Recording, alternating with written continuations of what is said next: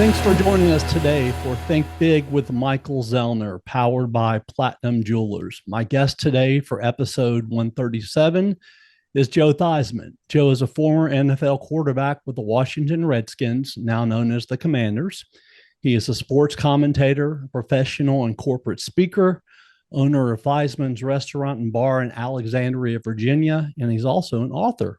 He played college football at Notre Dame, where he set 23 school records and was inducted in the College Football Hall of Fame in 2003. He also was 12 seasons with the Washington Redskins, where he was a two-time Pro Bowler, led the Redskins to the Super Bowl 2 years in a row, winning Super Bowl XVII over the Miami Dolphins in 1982. It was the team's first championship in 40 years. Joe, welcome to the show. Michael, thanks for having me. I appreciate it. My pleasure. So you were born in New Brunswick, New Jersey. You went to high school at South River High School in South River, New Jersey. I believe that's where you grew up. Not only were you an exceptional football player, but you also lettered in baseball and basketball too. What was it about you that made you such a great athlete at a young age? I really don't know. My mom was actually, my dad worked 13 hours a day, 6 days a week. So my mom was my wide receiver. She was my pitcher. She was my catcher. She did all that stuff because dad was still working. And then dad, when he took the time, he'd do the same thing with me. I grew up in a very small town about 2 blocks from my high school. And when I walked out the front door and I made a right-hand turn, 2 blocks away were basketball courts, baseball diamonds, football fields. We used to play stick ball against the wall of the school. Tennis courts were there. So I've always, I guess, you might say I was an athletic junkie from the beginning. Good Lord blessed me with an arm. So I could, at very early age, I could throw the ball around. I wound up playing with guys that were older than me all the time because I had the ability to be able to throw, and I was so skinny and small they couldn't catch me. So I guess I was quick. But I just had a great passion and a love for sports. And my cousin Billy lived right next door, and he was the second baseman on the baseball team. He was the other guard on the baseball team, and we were in high school together. So athletics has always been at the core, basically, of who I am and the things that I love to do. That's awesome. Your senior year, you were just, 5'10" and I believe about 148 pounds. You had already planned on, you committed to North Carolina State, or you had planned on committing to them. And they had a nuclear reactor there. And when you were in high school, you wanted to be a nuclear engineer. That all changed one day. You're reading the sports page. You saw an article that mentioned what would happen to you if you played for Notre Dame. Tell us a little bit more about that and how reading that article changed your life. Well, the whole process was my high school coach was a guy by the name of Ron Wojcicki. Ron backed up Roman Gabriel at North Carolina State University. And North Carolina State was one of a lot of different schools that had recruited me. I specifically broke it down to 5. University of North Carolina, Wake Forest, Notre Dame, Penn State, and NC State. But because Ron had a connection there, I thought, hey, that's a great reason to go to school. I mean, What are the reasons why you decide way back when you're going to go to college? Because it'd been a new experience in my family. No one had ever done it. So it was something new and very different. And so I wound up signing in North Carolina State. I never made a trip to Notre Dame at that time. I had not made a trip. So all the fanfare stopped and Notre Dame came to me and said, we'd like you to make a trip out. And I said, well, I'd already signed at North Carolina State. So, we're an independent school, so it wouldn't affect you in the conference, because I believe at that time, if you signed at a school and went someplace else, you'd have to sit out a year of eligibility. Right. So I wound up traveling to Notre Dame. Rocky Blyer and Dan Harshman were my chaperones, 2 running backs. And I just had a great experience with Ara and everybody that was there. And I flew back to Newark, New Jersey, got off the plane. My dad says, what do you think? I said, I have to go. I have to go to Notre Dame. He said, why? I said, Dad, it just feels right. And I really contend this, Michael, that so often in our lives, we allow all the analytics and the discussions and everything that influences our lives to influence where we're going to go instead of trusting our gut. Yeah, your own gut instinct is probably going to wind up being a pretty good one when you look back. But for me, I wound up going to Notre Dame, and there was an article that basically said, "Hey, Joe Thies, little Joey, they call little Joey Thies will get killed at Notre Dame." Well, if you want me to do something, just tell me I can't. Right. You can call it pride, you could call it spite, call whatever you want. But it was a motivator for me to prove to people that I could play. Which is interesting, though, when I went to the university, I was one of 13 quarterbacks. See, back in the late 60s, which seems like it is actually a long time ago, but it seems longer.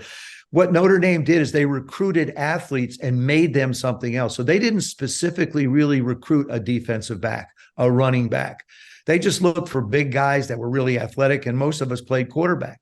But I was so skinny at that time, I was about 152 pounds. There wasn't much they could do with me. A lot of the guys, some of the guys went to running backs. My roommate, Chuck Slock, went to defensive backs.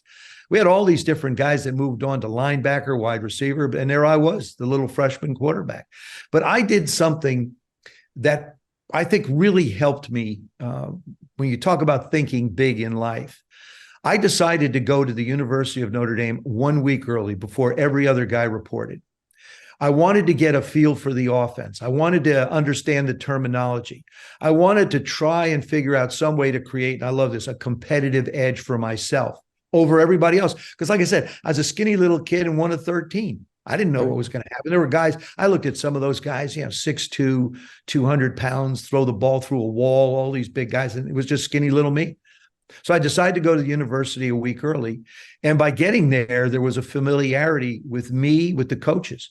So when it came to sort of allocating players to different, first string, second string, third string, I got to take the snaps in the beginning, right from the start, or the freshman team, because coaches they like things to run smoothly. Yes. They don't want guys screwing up. And I basically had an understanding of what the huddle was like, what the cadences were like, where I was supposed, some of the plays that were supposed to be called. And so it created the opportunity for me. And that happens to be my favorite word. Because in life, basically, we're just given opportunities. Are you in a position to be able to capitalize on them? That's the biggest question that everybody gets asked is, are you ready for the moment? And some people aren't. And I just wanted to be ready for the moment. And it turned out pretty good. Is it true that when you got to Notre Dame that one of the assistant coaches, when he first saw you and looked at your size, that he thought you were the team's new water boy rather than a quarterback? I read that somewhere. I didn't know if that was a joke. No, it was actually true. Joe Yanto, who was the defensive line coach, recruited me. He recruited New Jersey. And Johnny Ray was the linebacker coach. Johnny was just a gruff, deep, that was grizzly voice kind of typical linebacker coach, I guess you could say. So I arrive in South Bend. I'm walking off the plane, and Johnny turns to Joe and he says, "Where's this hotshot young quarterback you signed?" He said, "That's him over there." And he pointed to him and he said, "Are you kidding me? He doesn't look big enough to carry a water bucket." And so that was the first impression that the coaches got of me coming off the plane. So that's funny. It was interesting, yeah. Tell the audience who Roger Valdiserri was and how that man changed your life. Roger Valdiserri was our sports information director, and I really wound up to regress just a little bit. Terry Hanratty was a Heisman Trophy candidate. He was our quarterback, and Terry got hurt with 3 games to go. And Ara had Coley O'Brien, who had quarterbacked Notre Dame in '66 to a national championship. He had Bob Belden, who was a senior. Both Coley and Bobby were seniors. And then there was me. We were Terry, Terry was the other one. I was the 4th quarterback at that time. And then I was the 3rd quarterback as far as pecking goes. And so when Terry got hurt, Ara said to me, "You're in." And you talk about a defining moment in life. You either step in that huddle and let them know that you're for real, or you step in there and you start stammering and stuttering and they don't believe in anything you have to say. Right. But Ara gave me the chance. So I played the last 3 games of my sophomore year. We tied USC. That time they had O.J. Simpson and just a plethora of unbelievable football players at USC, which it seems like there always are. And then my junior year, I really had a good junior year. I think we lost a game maybe that year. We tied again, USC that second year. And so finally, now the beginning of my senior year, Roger was standing at spring practice. And I think some reporter from Chicago sort of whispered in Roger's ear, Is that Theismann like in Heisman? Ha, ha, ha. And Roger had a way of just, putting things away in the back of his head and choosing the moments when he wanted to have them come out. So he calls me in his office. He says, Joe, how do you pronounce your last name? This is the beginning of my senior year. He says, how do you pronounce your last name? I said, it's Theismann. He says, no, actually, it's pronounced Theismann. I said, no, my last name is pronounced Theismann. He said, no, Joe, your last name is pronounced Theismann. I said, give me the phone. I want to call my dad. I call my father. And I said, Dad, I got a question for you. And my dad always used to say, whenever I had a question, fire away, Joe. I said, all right, Dad. Hey, listen, how do you pronounce our last name? And there's like dead silence on the phone. About 30 seconds goes by. My dad comes on. He goes, are you all right? I mean, you're calling to ask how to pronounce your last name. I said, Dad, I'm fine. I'll explain it later. Just how do you pronounce our last name? He said it was Theismann. Hung the phone up, turned to Roger. I said, Roger, my last name is Theismann. And no, I just got a phone with my dad. He said, Joe, I want to tell you something. There's a trophy out there called the Heisman Trophy. He goes, the best college football player in the country. We think you have a chance to win that trophy, but we're not just going to count on your athletic ability, nor the reputation of the University of Notre Dame. But we think by just simply changing the pronunciation of your last name from Theismann to Theismann to rhyme with Heisman, we can get you that trophy. And so that's how I became Joe Theismann. And it was really the first, I guess you could call it, campaign to try and get someone the Heisman Trophy. And we've seen umpteen of them since then. Sure. That was really the first time anybody had sort of had that kind of an idea. And so Roger really changed my life. What an incredible man he was. I'll never forget when I started playing after now I'm the starting quarterback at Notre Dame. He used to sit with me in interviews. The interviewer would be in front of me and Roger would stand behind the interviewer. And a question was asked and he would either shake his head like this saying, you don't really want to answer that. So figure out a way to be, evasive. Or he would go like this and basically say, go ahead, say what you got to say. And he really influenced me in the world of communication, even though I took communication courses, which, by the way, are the most valuable courses I took in college, speech and argumentation, which I still use today. But he really taught me how to deal with the media. He said three basic things. He says, never take credit yourself, number one. Number two, always praise the opponent, how good they are. And number three, always deflect credit to someone else. And those, I think, any young person watching this and is aspiring to become, something in the future, it's not a bad idea, both in business and in life and also in the world of sports. Absolutely. You played 3 years at Notre Dame under the legendary coach, Ara Parseghian. You talked about becoming, the starter late in your sophomore year when Terry Hanratty got hurt. My question is, what was it like the first time running through that tunnel, knowing that you were going to be the starting quarterback? You got a packed stadium, and secondly, what are maybe a few of your best memories or big games that still stand out playing for the Irish? Well, I think the experience of running out into that stadium, and at that time we had 55,000 people. You had the student body on the right, the band on the left, everybody's playing, the marching band has already come out, and the place is in a frenzy anyway. Now you're introduced. Now you're running out onto the football field. And I get goosebumps telling the story right now. I mean, the energy and the excitement that runs through your veins is absolutely incredible.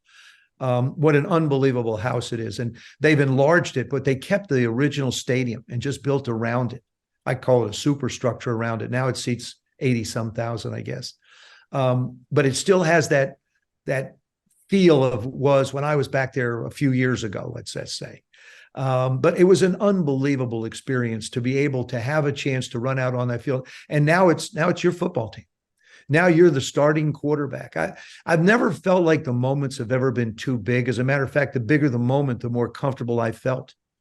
But that was one of the most incredible feelings we had. I have to tell you, though, my freshman year, we had a coach by the name of Wally Moore. We're getting ready to play Pittsburgh. We'd had 2 games snowed out against Michigan State because of weather. So we're making one trip my freshman year. We travel to Pittsburgh. We get into the locker room, and Wally was a very excitable individual, very excitable guy. So he starts to talk, and he loses his voice. And we're in you're in that moment right before the game. Everybody's all intense. Everybody's fired up our face. He's firing us up. We're getting ready to go. And all of a sudden, there's nothing coming out of his mouth.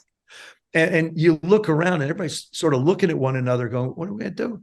And then one of the guys says, yeah, let's go. So everybody starts running out of the locker room. Poor Wally wound up without it just the moment became so big that he just lost his voice. Right. And I almost got him fired too my freshman year. I claimed to be a punter, which I'm not, which was proven later on in my life as well.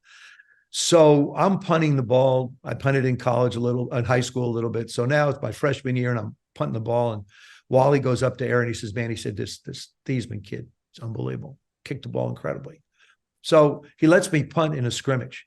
I averaged like 21 yards. So Ara walked up to Wally and he said, Wally, do me a favor. No more recommendations, okay? And so it was, and the other, the thing too is playing the University of Southern California in Southern California. I've always been, I guess, and maybe a lot of people are like that are watching and listening. We always look for validation in our lives. We want approval. We want validation for something we've done, or maybe it's an outfit you're wearing or whatever it might be. When I was in high school, we used to play New Brunswick High School on a Thanksgiving Day, South River versus New Brunswick at Rutgers Stadium. Big game. Wow. New Brunswick always had really, really great ball clubs. And we were, an undefeated football team going in.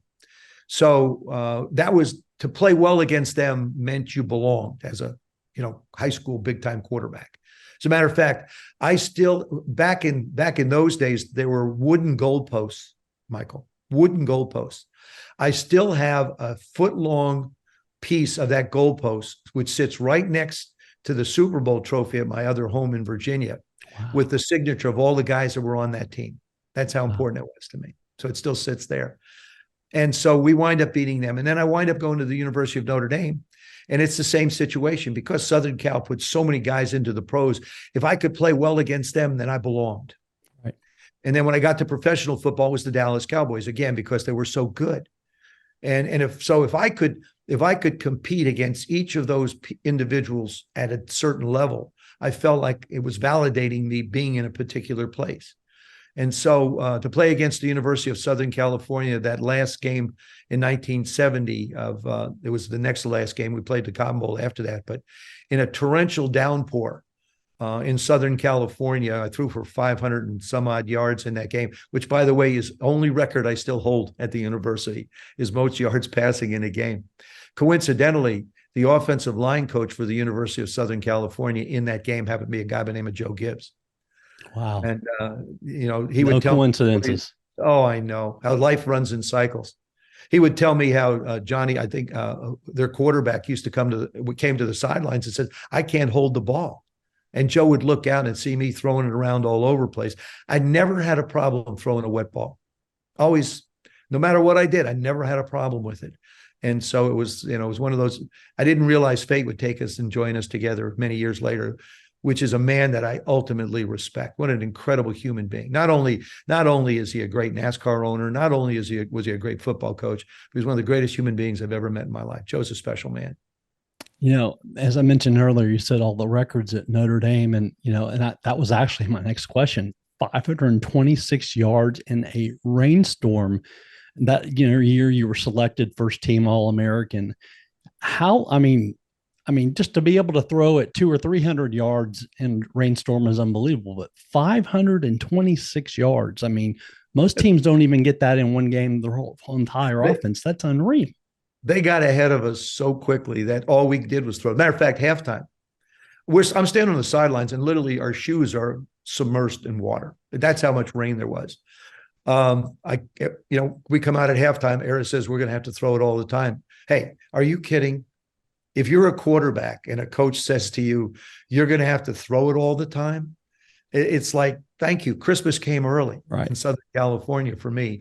And so I threw it all over the place at that time. And, Tommy Gatewood was an All-American wide receiver and had a great bunch of guys, had a great offensive line. And that's a tradition that continues at Notre Dame.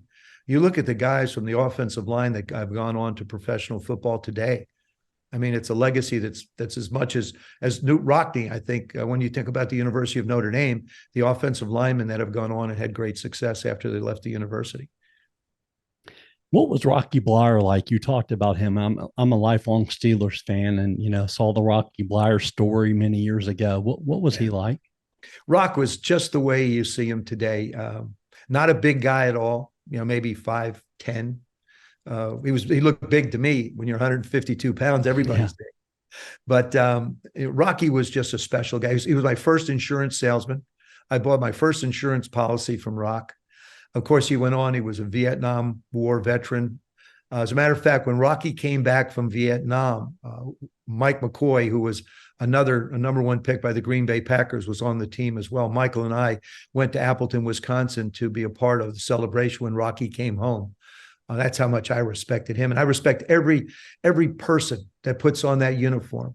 I want to just get away from Rock for a second because he is a hero to me. But we hear that term hero so often, Michael. People say, they'd come up to me and say, Joe, you're my dad's hero. And then they start with, you're my grandfather's. Well, we're not going to talk about grandfathers. I'm not quite that old yet, but they talk about us as athletes being heroes, and it's appreciated. Someone to look up to, maybe someone to emulate. Those are appreciated comments. But the true heroes of this world are the men and women that put on a uniform and defend our freedom. Those that fight for our freedom, those that are firemen and policemen and first responders, doctors, they basically put on a uniform in hospitals. And so to me, when we really think of that term hero, I think it has to be put in perspective because, when I went to work as an athlete, there was a pretty darn good chance I was going home. Sometimes in pieces, but you're going home. sure. When our military goes to defend our freedoms, they basically don't know. When they walk out the door, or a policeman walks out the door, or a fireman walks, they don't know.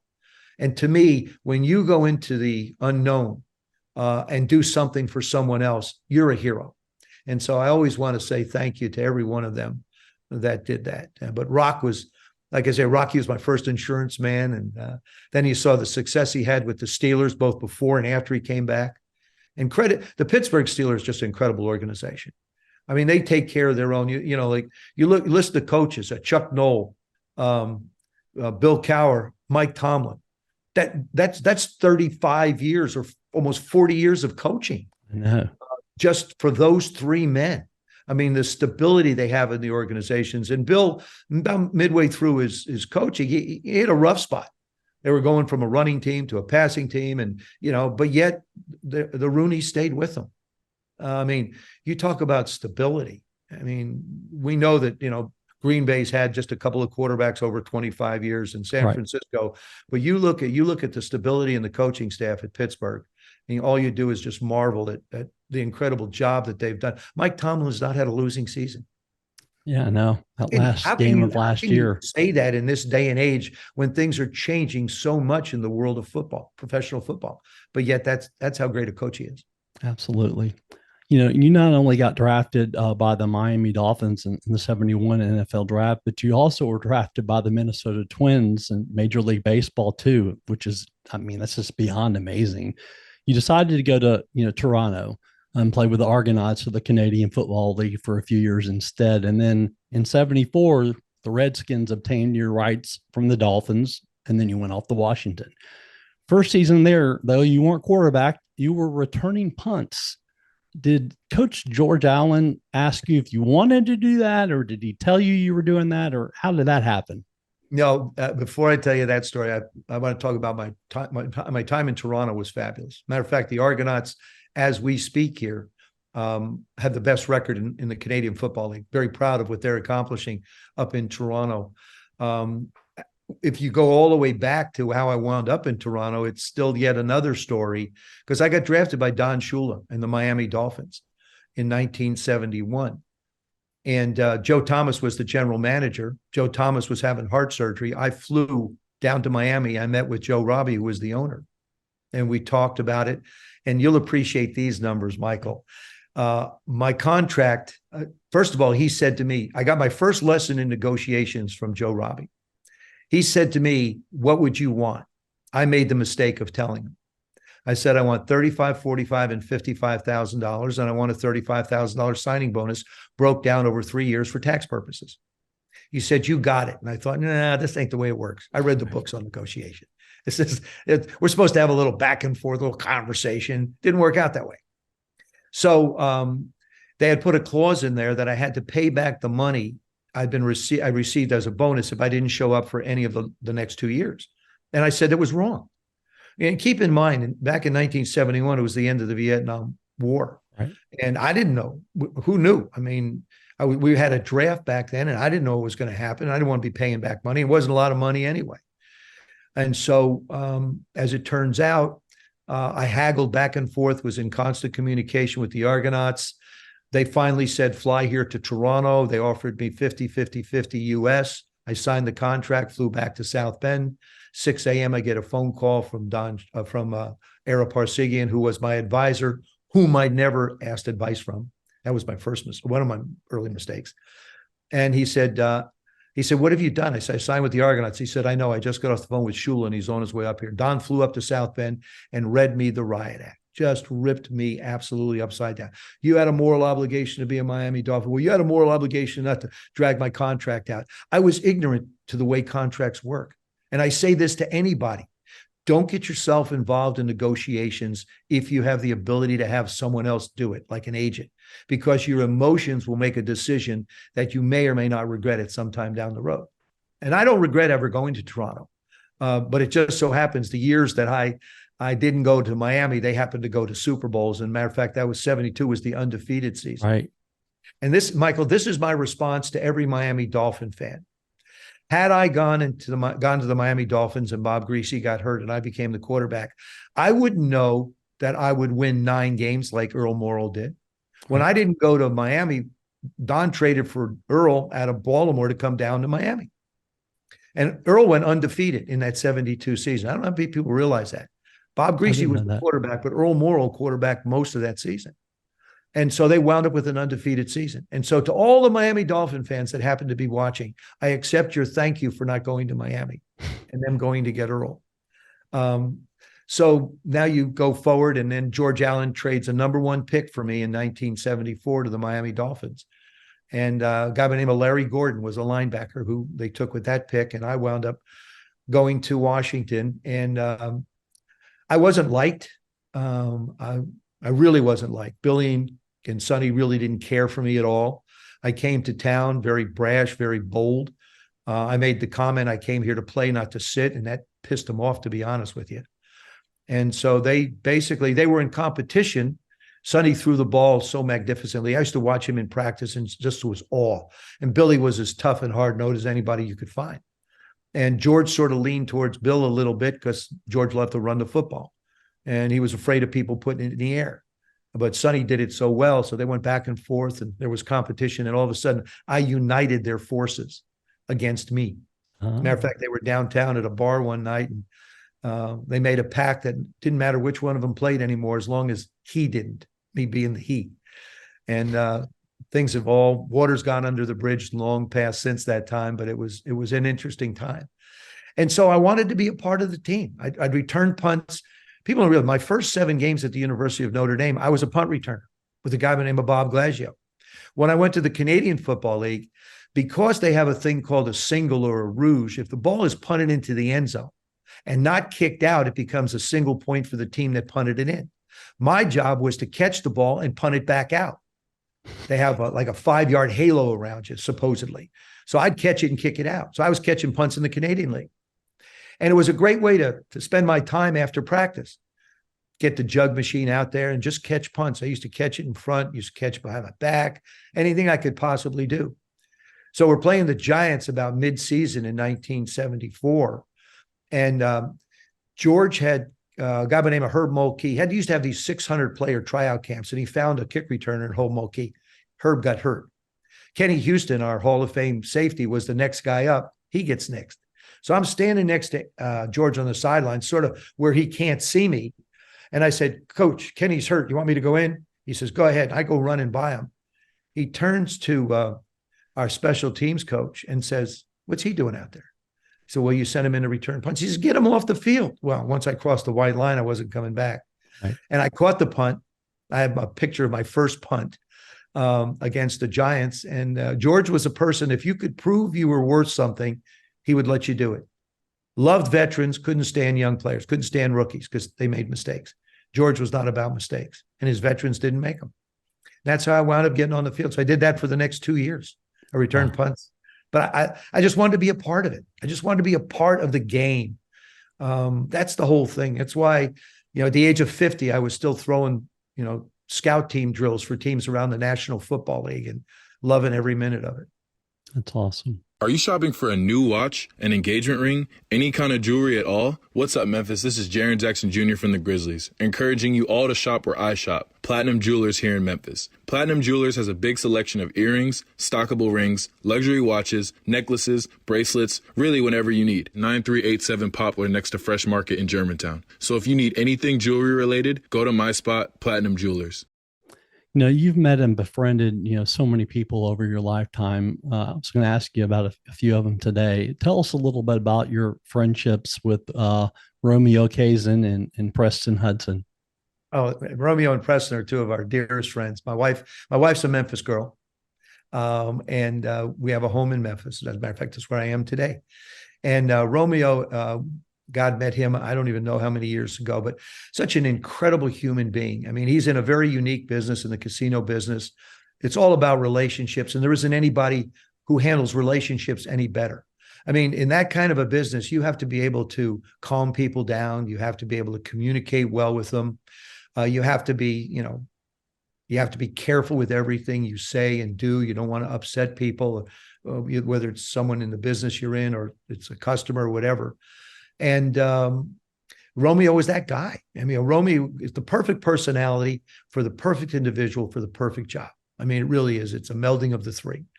And Preston would give you the shirt off his back.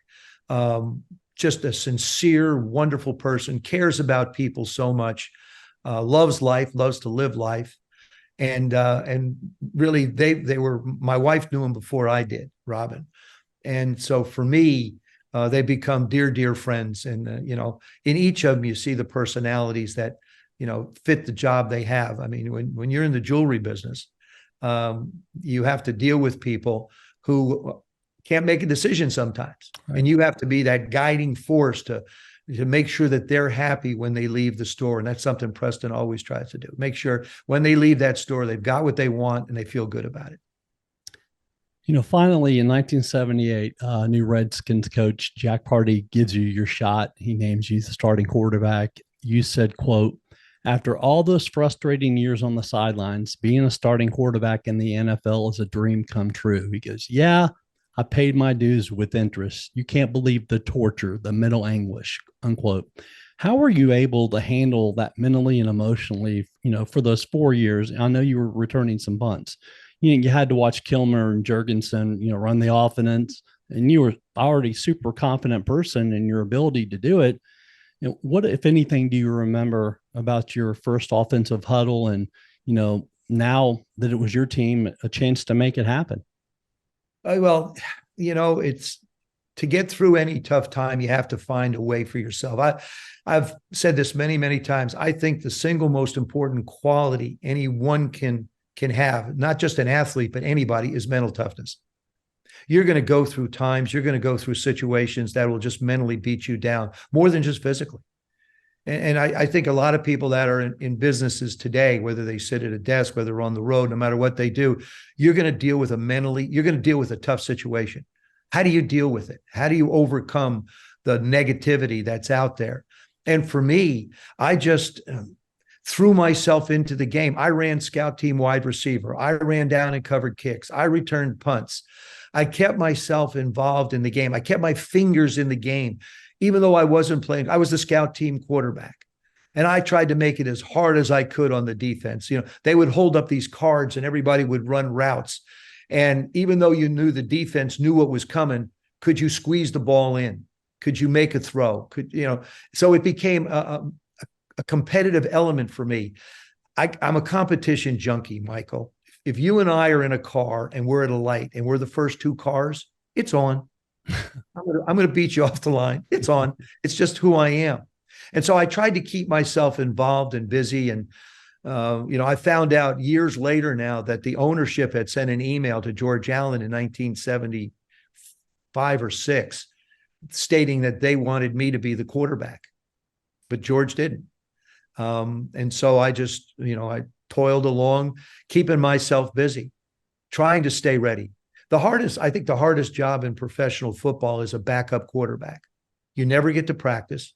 You never get to go over the plays. And then all of a sudden, at the snap of a finger, it's your show. And, when in 1978, Sonny left in 75. Billy was gone in the beginning of 78. Billy, that was his last year. And it was 78 was my first year. And, because it was such a veteran football team, and now I had been there 74, 75, 76, 77. I put 4 years in. I wasn't that rookie anymore. And I just wanted to be a part of it.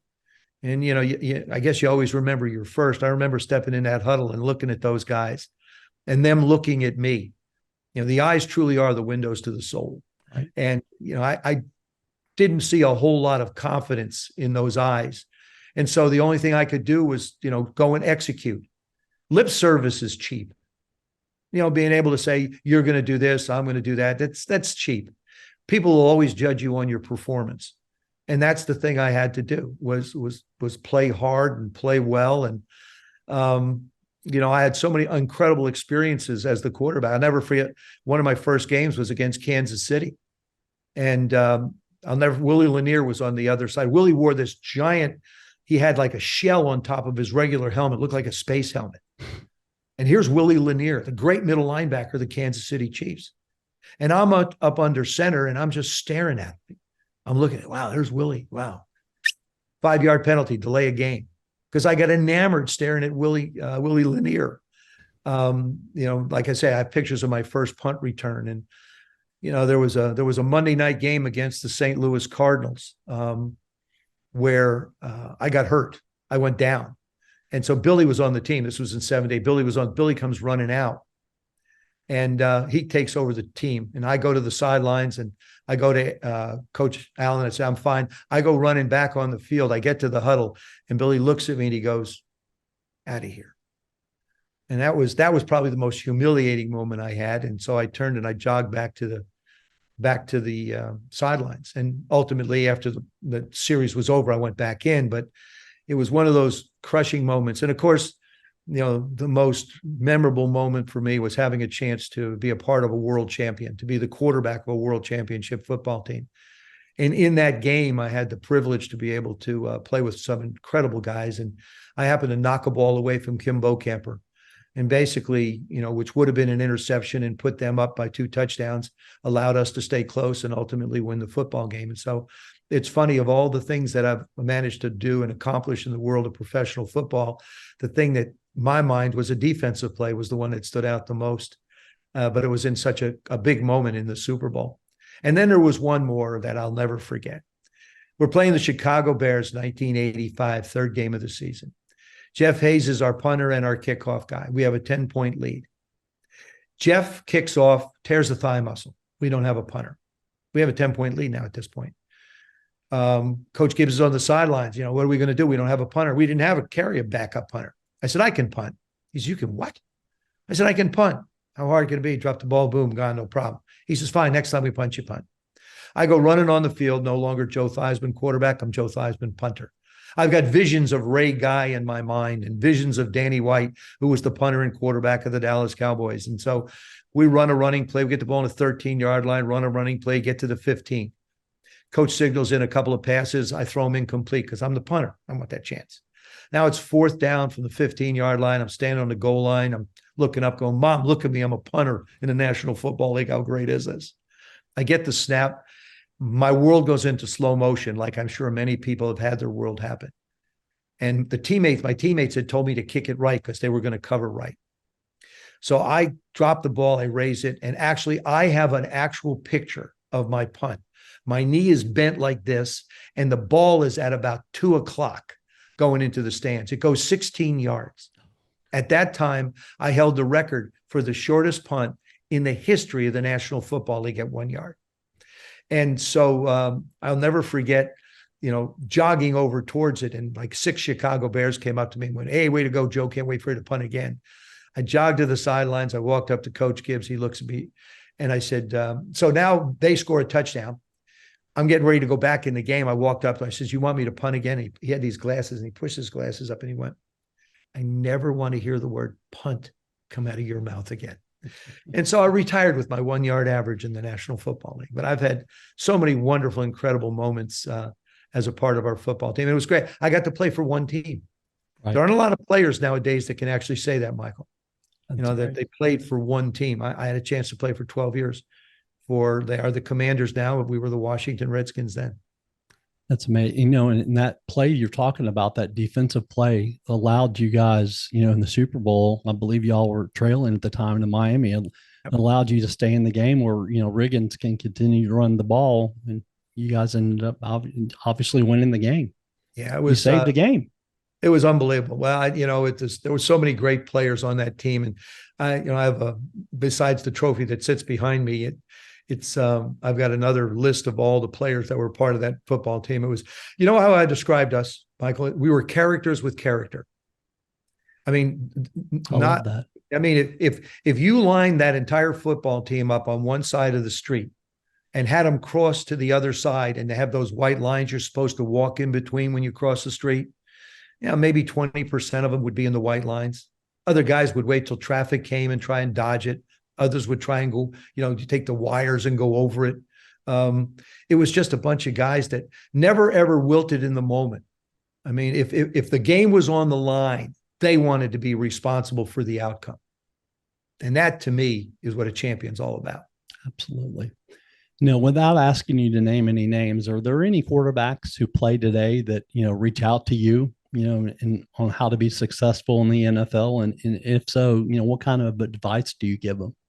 I've had conversations with some of the younger guys in the game, and, I'll talk to them. When I was broadcasting, of course, you go to every team, and there's a young quarterback there, and I'll say, hey, look, man, if you ever have a question, if you just want to talk, it's always going to be between you and me.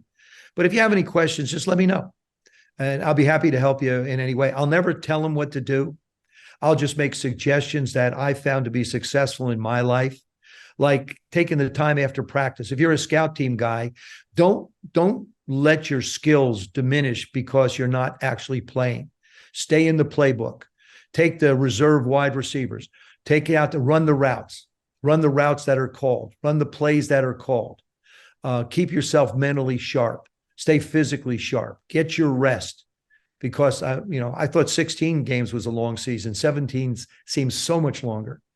It's a long season. You're going to get beat up. Take care of your arm. Take care of your body. Show the coaches that you care. Right. So that they feel comfortable. If you have to get in the game, they know you've been working your rear end off, and they're in a position to be able to say, okay, go on in there and get it done.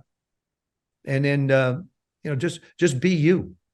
I remember, Joe Namath was my hero growing up. Joe was, again, 1974. I think we played the Jets. No, it was 1972. 74. We played the Jets in Shea, and there he is, my idol. I mean, I had a bathroom rug next to my bed, which was my llama skin rug. I used to walk around hitting my chest. Joe broke his jaw. He changed my face mask. I mean, I emulated him. Right. And there he is on the other side of the field. So I started walking. The game over. I could care less. I'm in my Redskin uniform. I'm running across the field. I shook his hand. I said, hey, Mr. Namath, I'm Joe Theismann. I just want to tell you how much I admire you. You want me to carry your helmet to your locker room for you? And he laughed. He looked at me. He laughed. He says, no, it's okay. It's fine. And we become dear friends since then. And, Joe sort of has always been an inspiration to me because he treats everybody so nice. And as big a star as he is, as big a name as he is, as big an icon as he is, he's still, Joe. He's still a great guy. And I said, you never want to be too big that you think you're above anyone, that you want to be able to treat everybody the same. And so that, and the other thing is if you look at the young players today, Michael, I promise you wouldn't recognize most of their signatures. What you have to do is they sign, because I do a lot of autograph sessions, and the young guys sign, and they sign quickly, and it's their signature, but it's not very legible. Right. Joe Namath's signature, you'll know what that is from now till the end of time. Dick Butkus, you'll know that signature. Walter Payton, you'll know that signature. And I just think, when somebody asks you for an autograph, it's special. And you should be thankful that people want that. And you should take the time to be able to let people know who you are. Right. So often I see in these autograph sessions where after someone asks a younger player, in particular, younger players, for an autograph, they have to write the person's name underneath it because you don't really know who it is. And you won't, if time goes by, Right. you may not recognize that. So, but Joe was the one that basically taught me a couple of things that way. That's awesome. You obviously got in the weight room, getting in the NFL, you had to get bigger. You put on a lot of muscle. I heard that you like to show up the Redskins linemen sometimes whenever you saw them having trouble squatting, the 350 to 400-pound range, you would go in and squat at 405 in front of them and then just sort of nonchalantly head out the door. I bet you probably had a grin, a smile on your face too. No, I would never embarrass them. I would never, I was just, it happened one day, it just happened one day, one morning. It's funny how you feel really good one day. I was feeling horrible. I mean, I was just feeling miserable. And so I got in the weight room and I started lifting and, I started lifting and we put more weights on, and I was 185 pounds. That's the heaviest I ever played. I never played heavier than 185 in the National Football League. Wow. And so I just got under the rack and I started squatting and we got to 300. I managed to get to 405. And it's like, holy crap. I've always, my lower body is really the investment that you make. I mean, without your legs, you can't play a sport. Right. Really, I mean, no matter what you do, I don't care. Golf, but you pick a sport if you don't have a good foundation underneath you, you can't get it. It's the same thing in business. It's the same thing in life. If you don't have a good foundation, you're really going to struggle to try and make anything of your life or of a business. And in football, it's that way. And so I really worked hard on my legs. And so I managed to do that one time. It's like I dunked a basketball one time and that was it too. So I punted one time. So I've had all these one-time experiences in my life. And fortunately, I didn't have to punt anymore after that. Right. 7 broken noses, a separated left shoulder, 5 broken ribs, sustained a hip pointer, torn cartilage, bruised metatarsals, sprained toes, separated left collarbone. Those sound like injuries that someone might possibly have over their entire career, but those were your injuries, during your 6th season in the NFL alone. I mean, obviously you were tough as nails, but how did you continue to play sometimes with all that going on? The position was so important to me. How often have we seen guys get hurt? Next guy up comes in, team does well, you never get back on the field. And to me, playing quarterback for the Washington Redskins was so important. I do everything I could. And I had 2 broken, I cracked the thumb and broke the hand also twice, wow. Which made it a little more difficult to throw. I'd have to tape it up. And, it takes a patient coach and takes a great offensive coordinator to work around some of the things that are going on with you. And I had him. Joe Walton was the man that taught me how to play football. Joe has a stadium named after him, up at Robert Morris College. It's the Joe Walton Stadium. And He coached up there. He created the football program up there. He's the one that taught me how to read defenses. Teddy Marchibroda also helped me. And Coach Gibbs, goes without saying, was an incredible influence in my life. But I just, to me, they were never injuries until my leg was broken. Severely and I didn't think I was done then at 35. I thought I'd be able to come back, but I never did. I actually played in Canada in 1972. I broke my leg, just one bone though, and I was back in 6 weeks. The game was important to me. It's, you have to figure out what's important to you. You have to figure out the battles that you're going to fight, how important that particular element is of your life. And are you going to fight for it? And what will you do? What price are you willing to pay to be special? That's the question I ask people all the time in my presentations. You want to be good? Fine. You want to be great? There's a price that you have to pay. And I think today, a lot of people have been given so much that they don't understand, what it's like to take it. They don't know how to handle a setback. Yeah. They don't know how to handle being punched in the mouth. They don't know how to handle being punched in the gut. How do you raise up and fight after that? So for me, it was just, I loved it so much. I still love watching the game. I go to high school games today. I go to high school practice to, watch the young quarterbacks and if it's okay with the coach, because I never want to supersede a coach's advice, just say, can I have a conversation with them? This is what I happen to see. So to me, I still have a great passion and love for the game. Yeah, I think getting knocked back on your ass is one of the best things that ever happens to you. And see how tough you are if you're going to get back up or if you're going to just stay there and lay down and be a wussy. Yeah, people say to me all the time, Joe, you seem like such an up person. You're always such an up person. Do you ever have a down day? Heck yeah. I have lousy days just like everybody else. Life's like this. Life's peaks and valleys, and valleys. Question is, how long do you want to stay in the valley? I don't want to stay there. I want to continue to climb that mountain. And I look at life as a ladder without a top rung. Every day you want to move one rung up, one rung up, one rung up. Someday the bell's going to get rung and you're not going to have any more rungs left. Right. Mine doesn't have a top rung.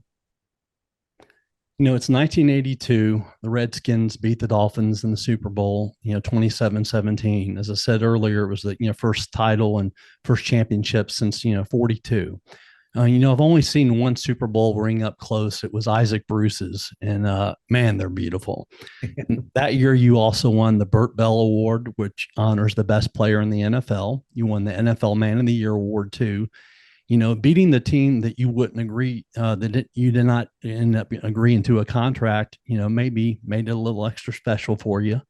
What was that feeling after the game? When you're up on the stage, NFL Commissioner Pete Rozelle hands you guys the trophy, especially everything that you had gone through to get there. Just the emotions. There's so many different emotions running through your body and your mind. We talk about Coach Shula. We wind up beating the Miami Dolphins in 1982 for a world championship. Interestingly, and of course, I don't go to Miami. That's the first time he's mad at me. Right. Then we beat him in 1982, and then I'm in broadcasting. See, in 1985, after I got hurt, there's only been two active players. Actually, it was January of 84, I believe. There's only been two active players that have ever broadcast championship games. It was Jack Kemp and myself. Roone Arledge, who ran ABC, came to me, and I replaced O.J. Simpson in Super Bowl XVIII. Super Bowl XIX. I played in 17, played in 18, and in Super Bowl XIX, when San Francisco played Miami in Palo Alto, California, and San Francisco won, I was a broadcaster with Frank Gifford and Don Meredith. So here's the third time Shula gets to see me, and still nothing good has happened. And so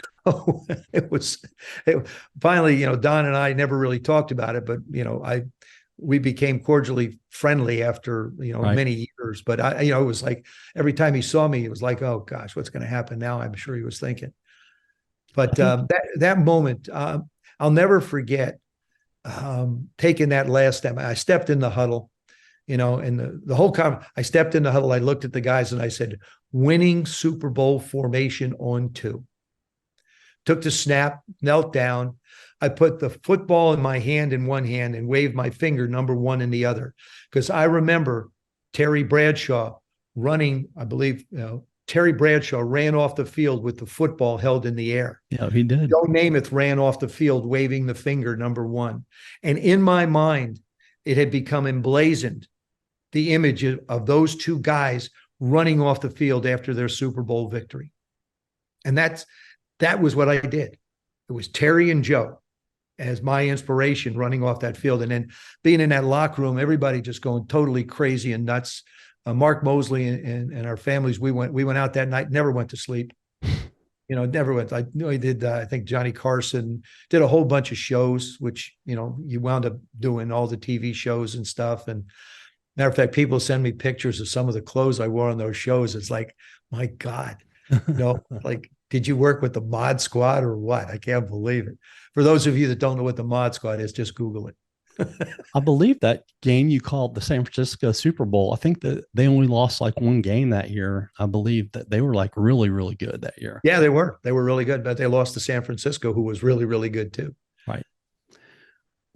We all know what happened in 85 that ended in your career. I understand that you and Lawrence Taylor, became pretty friendly after your playing careers, and he tried to apologize to you several times. We've had great conversations. LT, I mean, people ask about that particular incident, but I say, hey, look, if you're going to be taken out of the game, you may as well be taken out by the best that played it. Yeah. He's the best outside linebacker that ever played this game. And linebacker positions are different. The middle linebacker position is different. Then you had the 3-4, you got the 2 inside guys and 2 outside guys, but he was a dominant force. And it was interesting. Obviously, everybody, a lot of people, about 25 million or 30 million have seen the video of my leg being broken. And what Lawrence, as upset as he was, and there's a couple of things that happened with regard to that is the next morning, my leg's been put back together. Matter of fact, when I went to the hospital that night, as they put me in the ambulance on the gurney, they put me in the ambulance, and right next to me, Art Monk caught a pass from Jay Schrader. Big game. I missed a heck of a football game, Michael, by the way. Right. I mean, I read the accounts of that game. Unbelievable.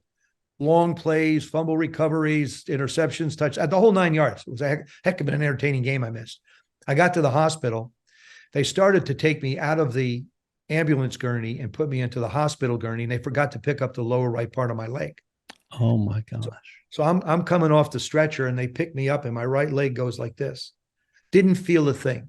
The human body is an incredible machine. When injury happens, the endorphins kick in, and poof, all of a sudden you don't feel anything.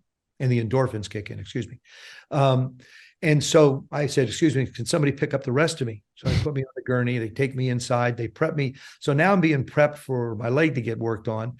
And I asked them to bring in a black and white TV. So they bring in this black and white TV with a coat hanger in it. I watched the rest of the football game while they're working on my leg. Wow. So now I go up to the room, and the next morning the nurse comes walking in. She says, Mr. Theismann, Mr. Taylor's on the phone. Would you like to speak to him? I said, yes, please. So I said, LT, is that you? He says, yeah, Joe, how you doing? I said, not very well. He says, why? Why? You broke both bones in my leg, for crying out loud. He says, Joe, you have to understand something. I don't do things halfway. Got to go to practice. Talk to you later. Bye. And that was a phone call that we had in the hospital. But then many years later, he had a bar up in Jersey off of Route 3. And back, years ago in football, players would go to different restaurants and host shows, sort of recapping the game, and people would come in at the restaurant or do a radio show or something there. So he had a TV show up there. And so he invited me up, and we're sitting there talking, and then they played the injury behind us. Neither one of us looked at it. And I turned to Lawrence and I said, you and I are forever going to be linked by this injury. We know how it affected my career and ended it. How did it affect you? And he said something that I thought was very prophetic. He said, Joe, I learned a great lesson that night, that no matter how great you are at what you do, it can be over in an instant. And that every day you have to make the most of your day. Every day you have to get the most out of a day. And you can't just wait for tomorrow, because tomorrow may never come. And I thought that was incredible advice. And I think for anybody that's thinking big, that's the most important thing is it's today. What about today? I see guys in our game of football say, I'm thinking about a career in broadcasting, or I'm thinking about, man, don't focus on your career today. It's too hard not to. It's too hard not to be able to focus on what's happening today than worry about what it might be going forward. I mean, you can plan in the off season. I did television and radio and movies and stuff like that. But during the season, it's got to be total focus. I mentioned that you're also an author. A few years ago, you wrote the book, How to Be a Champion Every Day, 6 Timeless Keys to Success. You're still super active, giving speeches across the country, very involved, I believe, with the Commanders too.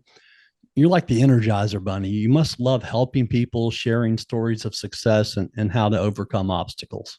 I like to call myself Joey Appleseed. I never want to tell anybody what to do. But maybe through some of the examples that I've gone through in my life and that I share with people, they can look at theirs, both the positive and the negative. They can look at their life and say, I'm going to try this, or that sort of makes sense to me, or that doesn't really fit into what I'm thinking. And that's great that you have that. But I want to just sort of plant the seed. I'll give you an example. One of the things I talk about in the book is writing down goals. Take the time to write down your goals. Don't just think of what you want, because we can forget. My wife and I, we write things down. We write out what we're going to try and do today. Write them down. And I ask them, write down your goals in 3 specific: personal, professional, and spiritual. What do you want? In those three areas, what are you looking for? Write them down. And in doing so, it gives you a game plan. It gives you a guideline to be able to say, okay, these are the things I want to accomplish. And one of the things, and the other thing is finish the job. Take something through to completion. Everybody's a procrastinator. I'm a procrastinator. Everybody is. There isn't anybody out there that says they aren't. Nah, I don't necessarily believe that. So finish a job. For example, I'm out on my ranch one day up in Virginia. I'm on the tractor and I'm cutting grass. And I look at one of the fence posts is leaning. I have a lot of split rail fencing. So I got about half the grass cut and I start working on the fence. I'm going to put a new fence post in. And I look down the fence post line and there's a bunch of bushes coming over the fence post. So now I stop doing the fence post and I start cutting the bushes and it gets dark. So what have I accomplished? Half the grass, a hole in the ground, and half the bushes. Right. Instead of just cut the grass completely, get that project done. If there's time, go to work on the post. But so often, and believe me, I do the same thing, and I constantly try and remind myself not to, but you do it anyway, is finish one job, move to the next. You'd be amazed at how much time you actually have to yourself if you complete that, instead of waking up the next morning and having to finish the grass, finish the post, get the bushes. I mean, you basically have, created much more work for yourself. And it's just one of the little stories I share inside the book. What are some of the most important lessons that you learned from playing football that have carried over into other aspects of your life? Details. The thing is everybody I played for, Jack Pardee, Joe Gibbs, George Allen, Teddy Marchibroda, Joe Walton, Dan Henning, the men that had really direct influence in my life, is all about details. Take care of the little things and the big things will take care of themselves. And I'll give you an example. When my leg was broken, when I started rehab, the thigh is the bigger muscle. And I started doing leg extensions and I started doing different things. And the thigh muscle came back rather quickly. But the calf muscle takes forever because it takes more detail and a smaller exercise to be able to get that muscle strong enough to be able to do the things you want to do. And then there's the flexion in the ankle. You want to be able to have that mobility. That's a small movement. So you take care of the little things and the big things sort of fall in line. But these were all very detail-oriented people. And I carried it over into broadcasting. I mean, that's, for 23 years, I was in broadcasting. I used to prepare my own spotting board. And a spotting board is basically a poster board. And I would break down, I would have, let's just take Washington and Dallas as an example. Or let's take Washington and Buffalo because they're going to play this week. So I got the Washington football team offense and then Buffalo's defense right above it. And I flip it over and I've got Buffalo's offense and Washington's defense. Every player, every number, where they went to school, what their height and weight is, any information that I read about them, any information that I know about them that I had in conversation, any statistics that I think are going to be important for the game. And I put all that detail together. I wanted to have so much that I had too much, because I don't believe there is anything as too much, but there's such a thing as too little. Right. I didn't, because fans aren't stupid. They know if you've done your homework. They know if you know what you're talking about. Absolutely. And so I just wanted to stay prepared all the time. So it's details and preparation. I think those are two vitally important things when it comes to trying to achieve success in life. My last question for you is probably one of the most important questions, and probably the most important question is, tell us a little bit about your beautiful wife, Robin, who you married in 1996, how you guys met and what she's meant to your life over the last, 27 plus years. We just celebrated our 27th anniversary. We've been together 31 years. When I met her, I was doing an autograph session, and a buddy of mine, we were having lunch and she was sitting at a table and I looked over, I said, "Who's that?" He said, "That's Robin Smith." I said, "Well, introduce me." So she looked like an angel. She had a white jumpsuit on and she was just, dark hair. And she's just a beautiful woman. I tell her today, she looks like she does 30 years ago. I mean, I'm so blessed. And, you need to lean on somebody in your life. And Robin brings a different perspective to my life. I mean, she's not enamored with the Joe Theismann, the guy that's on TV and doing things like this. It's, I'm her husband and I'm her friend. And she's funny as all get out. I tell you, she's just like, she'll say things and she'll look at me and she'll go, "What do you think?" I said, "I don't think that's a word, but I know what you're talking about." I mean, she has a very dry sense of humor. She has a huge heart, loves people, loves to take care of people, loves to do anything she can for people, which is something I admire so much about her. And she loves her family. She dotes over her family so much and cares so much about everybody in the family. And that's why I'm very blessed to have her as my wife. I consider myself a very, very lucky man. And I've been married before, and Robin, in my mind, Robin was the one I was waiting for all the time.